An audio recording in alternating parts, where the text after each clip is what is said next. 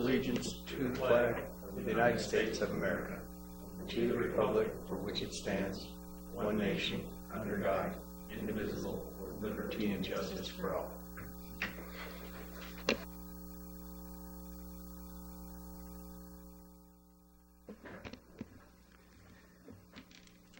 So would you call the roll, please? Mr. Shannon Stebbins? Here. Mr. Lewis Worthy? Here. Mr. Dave McNary? Here. Mr. Robbie Willis? Here. Mr. Brian Schultz? Here. Mr. Mark Zeef? Here. Ms. Shannon Hicks? Here. Mr. Ed Weber? Here. Mr. Bill Boyer? Mr. Cal Sheehy? Mr. Mark Clark? Thank you very much. We have a quorum. The next item is the call to the public. I'm going to read this off of this paper to comply with the Arizona Open Meeting Law. We will now have an open call to the public for citizens wishing to address the board on issues within the jurisdiction of the board. Your comments must be limited to 5 minutes or less. If you wish to address an item already on today's agenda, you should wait until that item is announced for a public hearing. At the conclusion of the open call to the public, individual members of the board may respond to criticisms made by those who address the board, may ask staff to review a matter, or may ask that a matter be placed on a future agenda. However, board members cannot discuss or take legal action on matters not already on the agenda. Do we have anyone that would like to address the board? Mr. Stokely.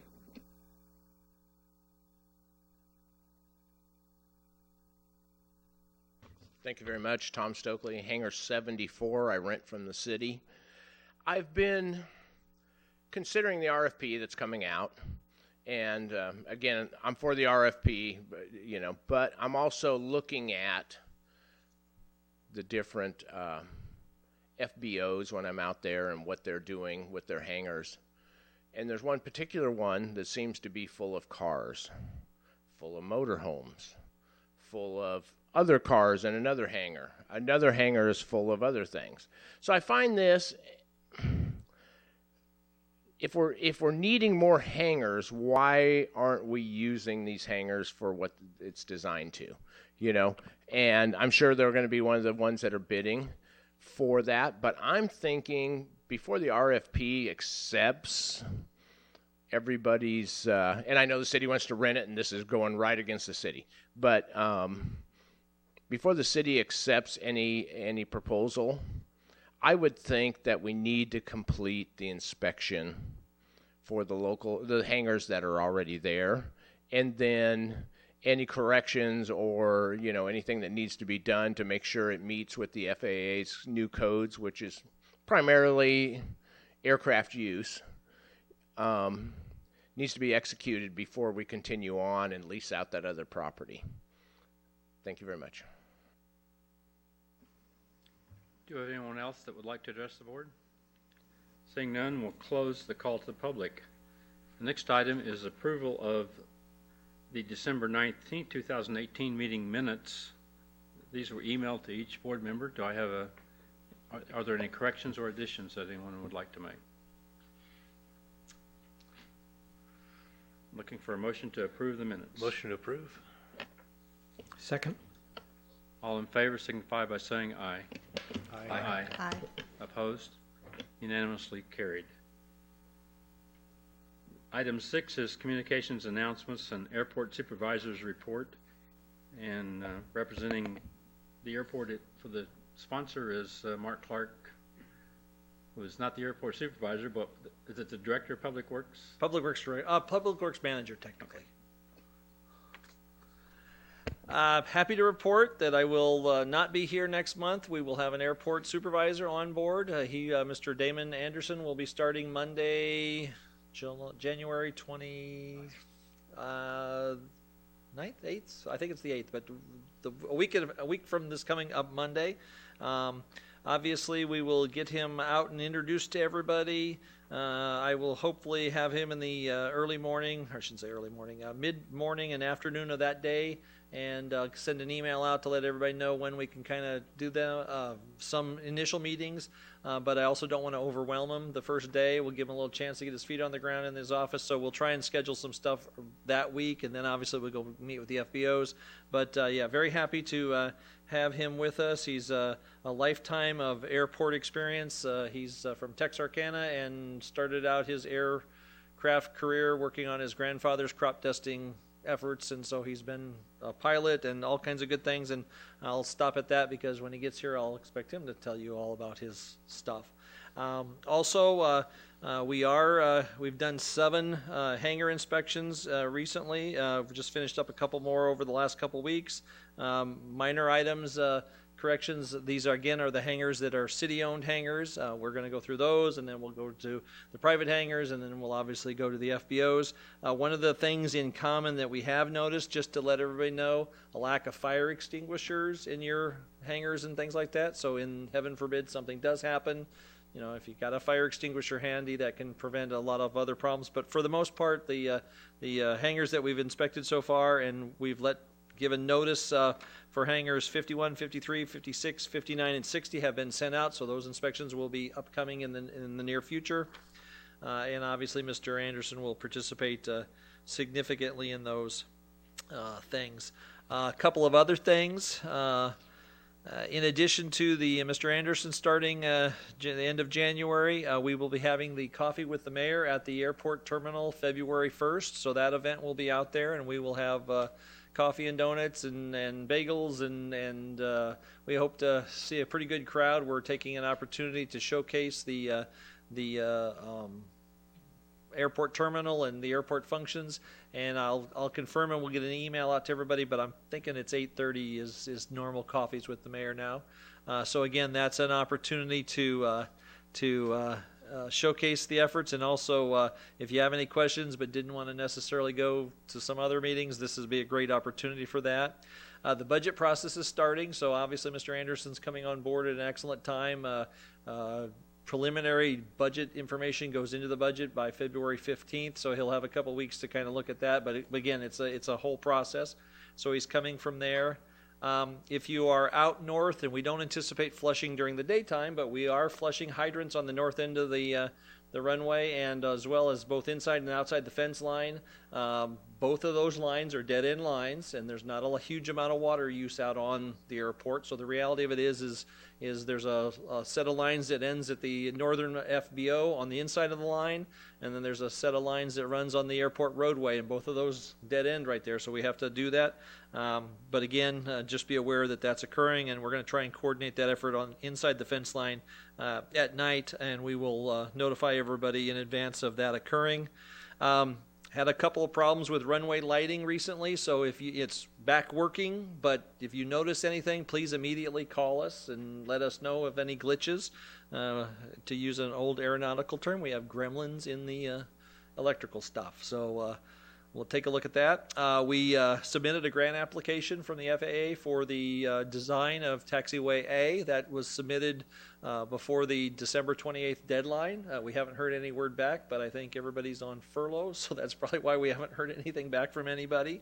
And then we are currently working through the RFP process. And again, we were going to try and have it done right about this time, but there was a discussion about don't want to do an RFP and not give the new airport manager an opportunity to maybe have some input into those things, as well as bring some of his skill set and knowledge to that process as opposed to the public works manager. So again, that's where that's at. And then some information. Crystal's doing an excellent job as her position out there now, and she has updated for the first time in probably 3 or 4 years the FAA website with based aircraft there. These new numbers are about 148 aircraft, which is 32 more than the previous report, about, like I said, about 2 or 3 years ago. And so that we are currently up to date, and then it's due quarterly, so we will make every effort to make sure that gets put in quarterly and as a part of that process. And with that, I'd be happy to answer any questions you might have. Do the based aircraft numbers include those that are housed at the FBOs? My understanding is they would, if we had that information, but sometimes the FBOs don't necessarily share specific information. So what the beauty of this wonderful thing is it's all public information, and all the tail numbers and everything are in here. So that's a so if you could try kind of infer some of that discussion. The other point is it's what computers do well. It obviously takes that unique tail number and says it can only be based at one location. So if it's based at another airport somewhere else, and maybe it's there only 3 months and it's here more, that it's still that's a discussion that the computer doesn't work out. But at least it says it can only be based at one location. So these are 148 uniquely based airplanes at our aircraft at our airport. Any other questions from the board members?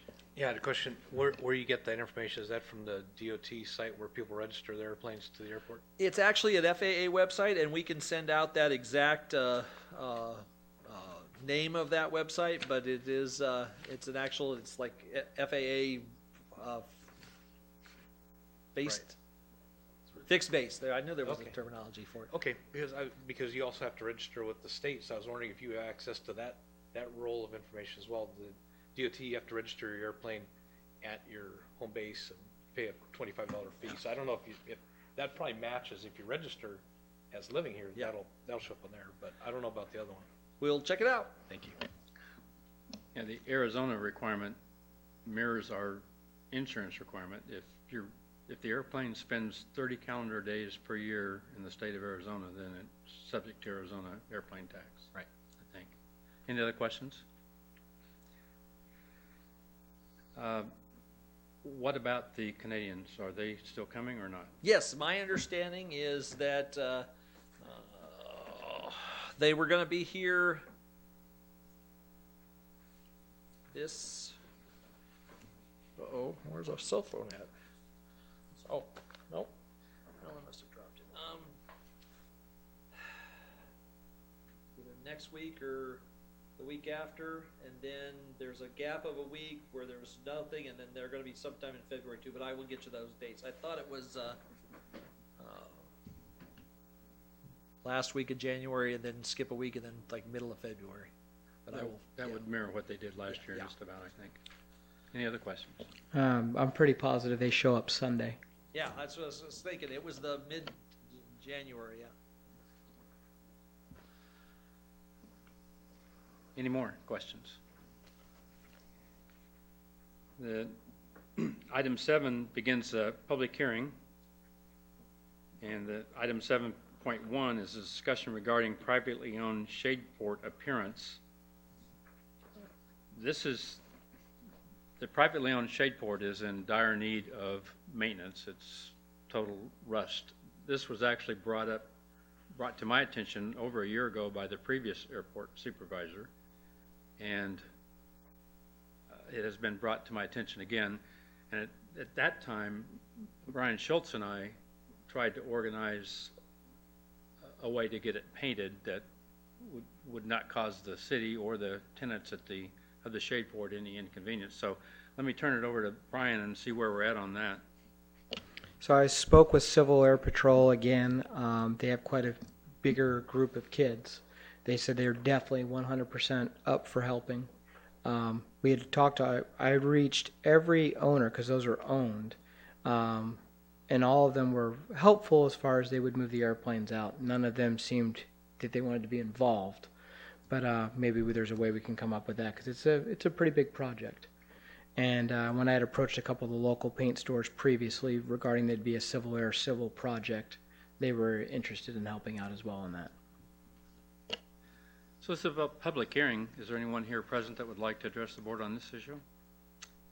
Seeing none, I'll close the public hearing. So the genesis of this is that the privately owned shadeport is what appears to be brown is not brown, it's just rust. So our plan of 12, 14 months ago was to get the paint donated, which I think we can do again, and the Civil Air Patrol will help us, we'll supervise, and we'll get it painted. This is a interesting dynamic that the airport sponsor brought something to privately to our attention, and Brian came up with a plan, which I applaud, to make it happen. So I'm hopeful that we can get this completed to the satisfaction of the sponsor without any cost to anyone, and the Civil Air Patrol kids can have fun painting it, and anyone out there that's watching this on TV that would like to volunteer to help in the supervision or whatever, please do. Any other comments on this subject? By the next meeting, I'll have some firm information from Civil Air Patrol of a date that works for them. I think this is something that if we can get it put together, I know we had problems last year getting together with all the different parties that own property there to get their permission to move the airplanes, but once again, this was brought to my attention by a city employee, and it definitely needs attention. I would ask Mark if you have any reservations about us taking on this project. No, the reality of it is, since it's private property, the city really doesn't have any involvement in that action or whatever. I would suggest that this does lend itself towards the new airport supervisor exploring some of the rules and regulations about upkeep and requirements, and then hopefully we won't get to the point where we have to rely on volunteers, and we can kind of encourage the owners of their private property to maintain it. So I agree wholeheartedly with what you said. I've done some research, and I can't lay my hands on something that says that what the maintenance status has to be, but there must be there. There's some city code that's involved here. Well, one of the challenges that our new airport supervisor will deal with is very simple as far as the, relatively speaking, with the FBOs. There's a contract, there's agreements, fairly current. Same thing is true of the city-owned hangars and those kinds of things.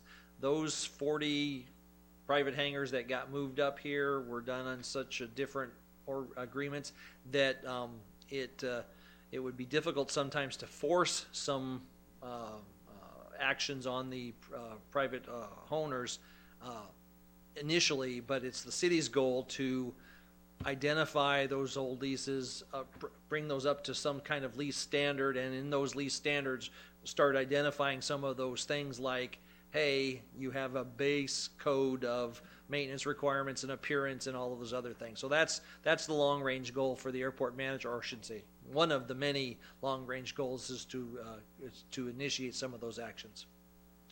So hopefully the actions that Brian has proposed will take care of this situation, and we won't have to get involved with anything else. We can just make it get done. Yes, Brian? Am I correct? They're not even recognized, right, as a structure? Essentially, the people that are in there pay the same rent as a tie-down. I do not know. I believe that when I looked into it before, and that structure was moved over with the hangars, and that's why it's not really recognized even. I think that's some of the nuances that we'll have to continue to explore. We've stumbled across some unique situations over the last 6 months that weren't really necessarily the way we want to handle it in the future, and we've started identifying those and trying to address the ones we can. Are there any other comments on this issue? If not, I'll close it and we'll move on to the next one. The next public hearing is a presentation and discussion on the City Code Section 1108.960 enforcement.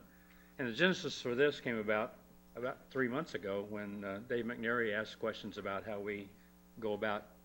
So I don't want to talk about, this is not to talk about any specific event. This is just within our within the airport regulations. The first several of them say the airport manager will, and he will enforce all this. And so the question is, how do you go about invoking this code? So I've asked Mark to put together a short presentation for us on this, and once that's concluded, please remind me to open it up for a public hearing. Thank you.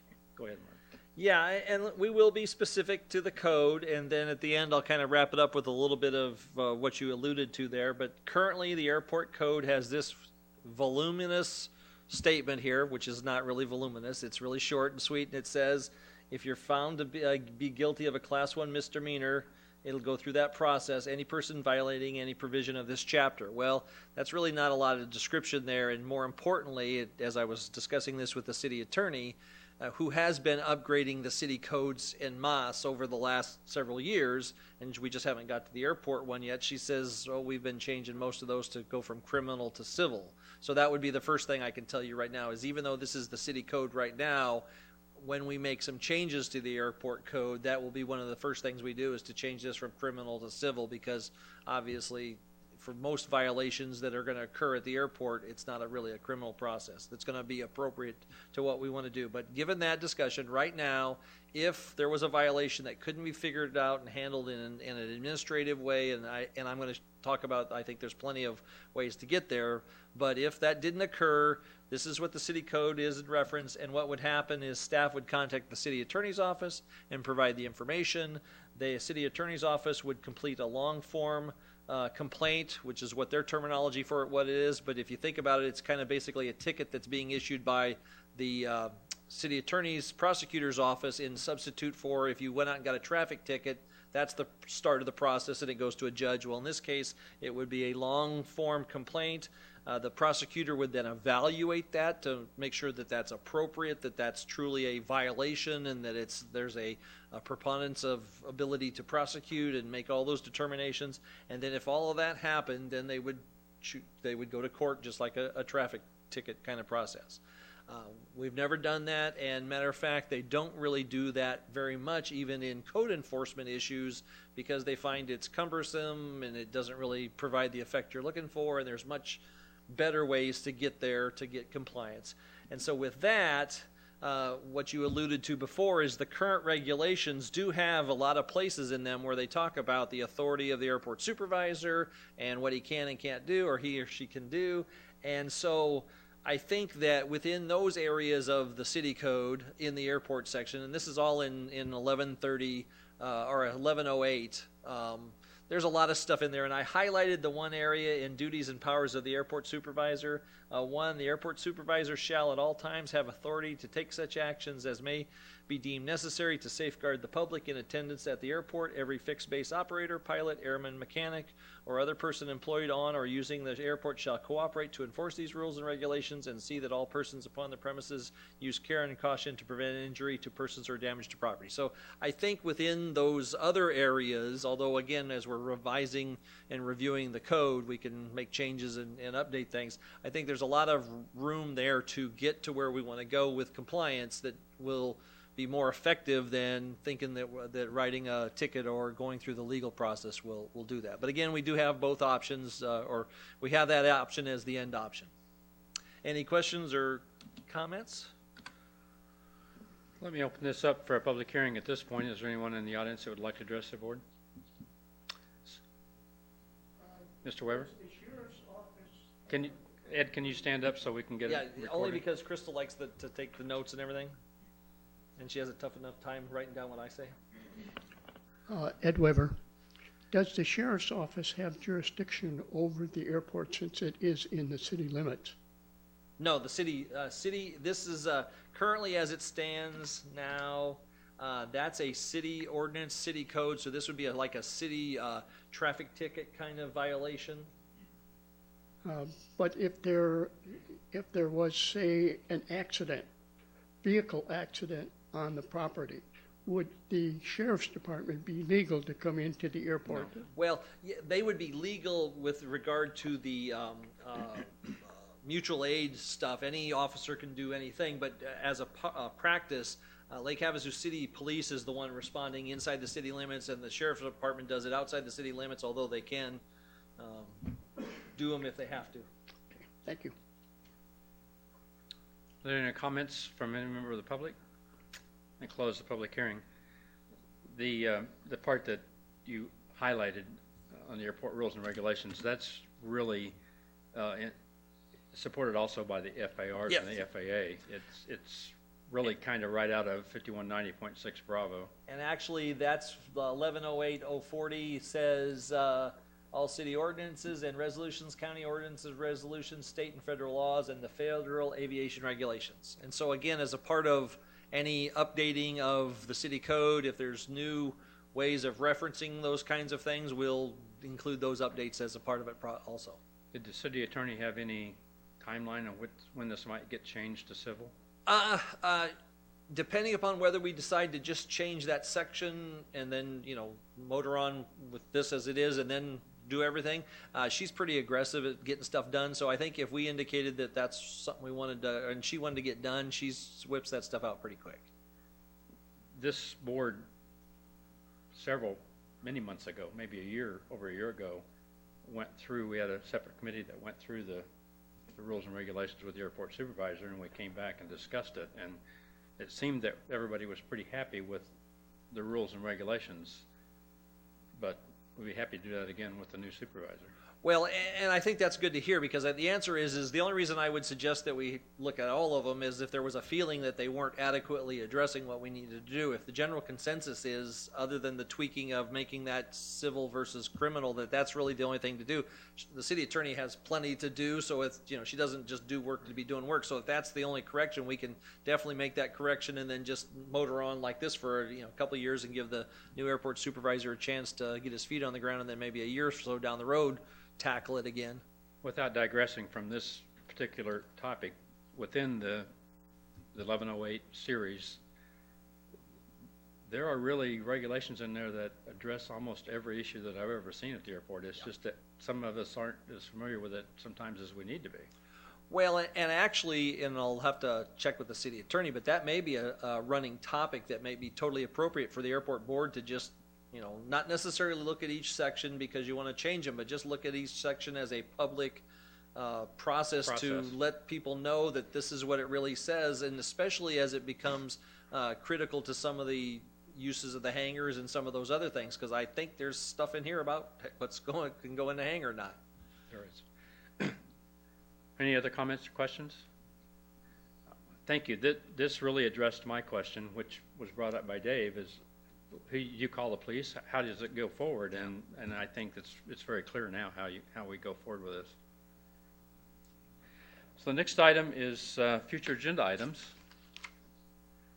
Any board members that would like to see something on the agenda for next month? I think we definitely should keep the Shadeport on there, and hopefully, like I said, I'll have the update of a date that the Civil Air Patrol is hoping to shoot for. If nothing else, we'll make sure that it's part of the airport supervisor's report if we don't need it to stand alone, but it can stand alone if it needs to. Anything else? Anyone? Do you think that the RFP will be available? When and if the RFP becomes available, it probably should be an agenda item so that members of the public can discuss it along with us. Yeah, I think that we'll be in a position to share something next month. That'll be give the new airport supervisor a couple weeks to take a look at it, and probably what we'll end up sharing is a draft of where we're heading with this thing if he's not got it completed by then. Looking at, we've got an example from Spokane, Washington, just last year, maybe the year and a half ago, that did a good job. Now in their case, they were just doing an RFP for a fairly limited hangar space, and they were really only interested in hangars. But the reality of it is all the other discussion topics and the scoring points and the recognizing that you score based on the ability of somebody to do what they say they're going to do, and then how much revenue, and then whether that has airport enhancement effects or not. Those are kind of things. But I'm sure we'll be able to share some part of that at least by next month for sure. Well, then we'll plan to have that a future agenda item if it's nothing more than an updated briefing on it. Anything else from anyone? Our next scheduled meeting is February 20th, 2019, here in this venue at 5:30. I would entertain a motion to adjourn. I motion to adjourn. Any second? Second. Without objection, we are adjourned.